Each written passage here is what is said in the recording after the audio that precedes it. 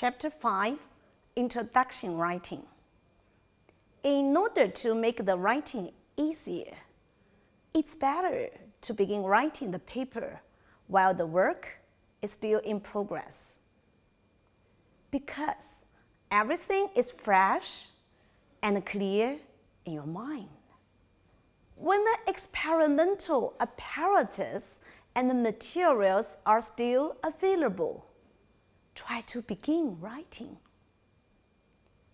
If you have co-authors, it is wise to write up the work while they are still available to consult. The first part of the paper, of course, should be the introduction. The purpose of the introduction is to supply adequate background information to help readers to comprehend and assess the results of the current study without spending more time referring to previous publications on the topic. The basic principle for the current study should also be displayed. Generally, you should give priority to the brief and clear statement of your purpose in paper writing. How can you do that? In order to provide the most essential and convincing background information, you should prudently and carefully choose references based on the research focus. Another important thing must be mentioned. It's about the tense. Much of the introduction should be written with present tense because you are referring to your problem and the knowledge base related, which plays a role in starting your work. The following are the features of a good introduction. First, clarify the nature and scope of the problem researched. In other words, the importance of the overall subject area of the research should be explained in detail. Second, reviewing the literature related to the problem and figuring out the niche in the literature. Third, establishing the research objective or stating the hypothesis or research questions that the study addressed. Fourth, presenting the method of the investigation. If necessary, maybe the reasons for the choice of a particular method should be briefly stated. Fifth, in some journals, stating the results of the research and the conclusions drawn from the results. All in all, the introduction structure develops from broad and general to narrow and specific. It is important to keep in mind that the purpose of the introduction is to introduce the paper. Thus, the first guideline to clarify the problem scope is the essential one. If you fail to do so, readers will show no interest in your solution. To be specific, if you haven't explained the problem in a clear and meaningful way. Readers will be unlikely impressed with the highlighted solution, even if they read about your paper. So, it is clear that introduction just acts as a hook to gain the reader's attention. The guidelines from 2 to 4, the literature review, the objective establishment, and method illustration should be accurately and clearly shown. In this way, readers will comprehend what the problem was and how you try to solve it.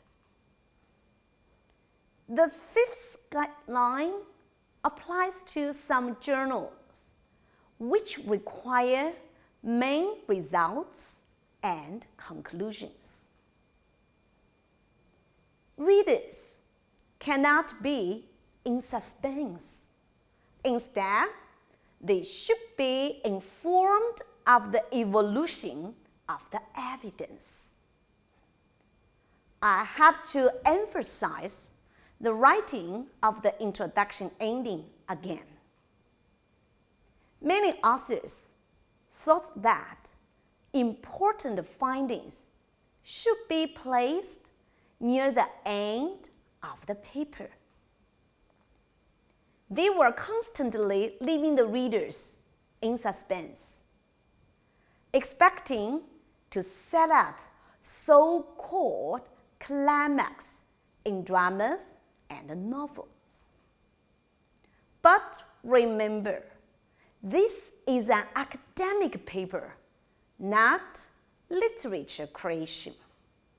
If you write the paper with this style, readers will definitely feel so bored that they will stop reading the paper.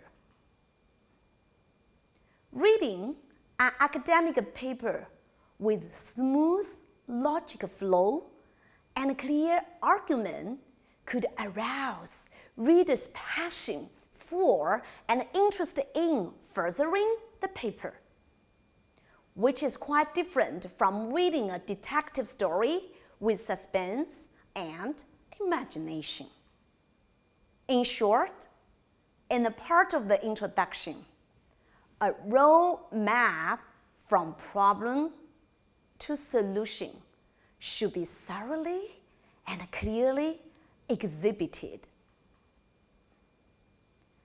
The guidelines mentioned above are usually available to the introduction part of academic papers. However, there still exist exceptions. Usually, the literature review in the introduction should be concise and selective.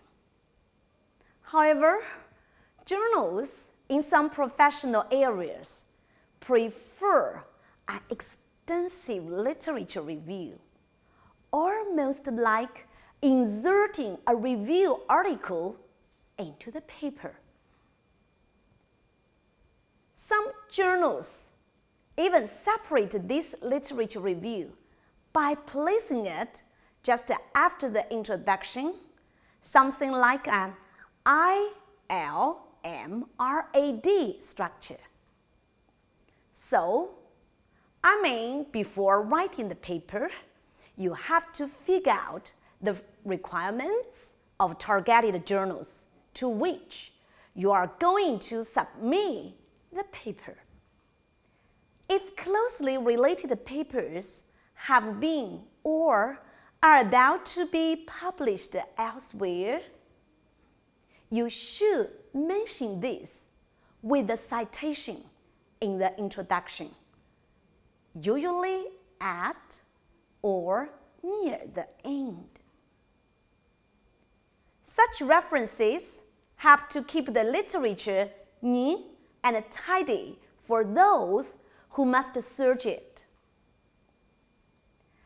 In addition to the 5 guidelines talked about above, keep in mind that your paper may well be read by people outside your own specialty. Therefore, if there are any specialized terms or abbreviations that you will use, you should define them in the introduction. By doing so, you could effectively prevent misunderstanding and confusion. 接下来，我用中文再对这章的内容予以阐释。引言的作用就是向读者提供适量准确的背景信息，使读者知晓你研究的对象、使用的方法和研究的目的。在大多数情况下，注意一定不要写成该领域的全面文献综述，但可以引用具有代表性的文献综述供读者参考。作者需要在引言里指出现有问题，也就是你的研究问题，从而确立该研究的根据。引言还应简明扼要阐述你采取的方法和取得的进展，各用1至2个句子即可。也就是说，引言应交代清楚已有哪些相关的工作，为何需要此研究，截止到目前你做了哪些工作，以及你发现了什么。当然，研究是建立在全面展开的文献检索基础上的。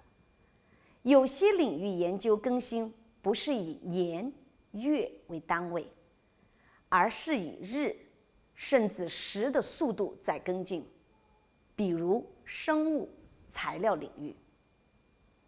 所以，你必须随时持续地检索文献，以确保你能立即获悉该领域的最新动态。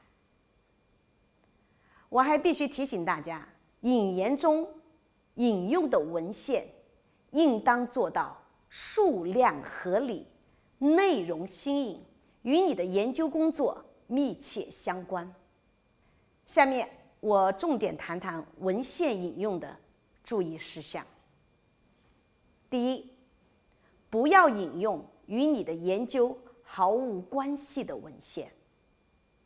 第二，不能只引用你自己发表的或支持你假说的文献，也要引用与你的观点相反的文献，即引用正反两方面的相关文献。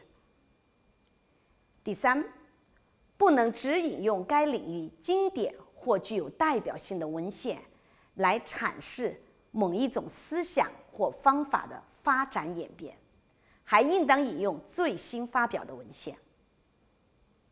另外，对于背景信息的引用，一定控制好量，但要保证质，使读者一下就能明白你研究的依据。建议大家引用综述来缩短引言的长度，但需要在引言结尾处简单阐述你做了什么以及相应的结果，切记不要过于详细，每个部分写1-2句即可，避免重复方法和结果中的内容。最后，对任何非标准缩写、专业术语以及读者可能不熟悉的生僻词语，都要在引言中给予清楚明晰的界定。例如，一篇关于 BCL10 蛋白的研究论文，应该在引言中就要向读者说明什么是 BCL10 蛋白。这种蛋白的特质就是可导致细胞凋亡和激活信号分子 NFKB，而不要留到最后的讨论部分才讲。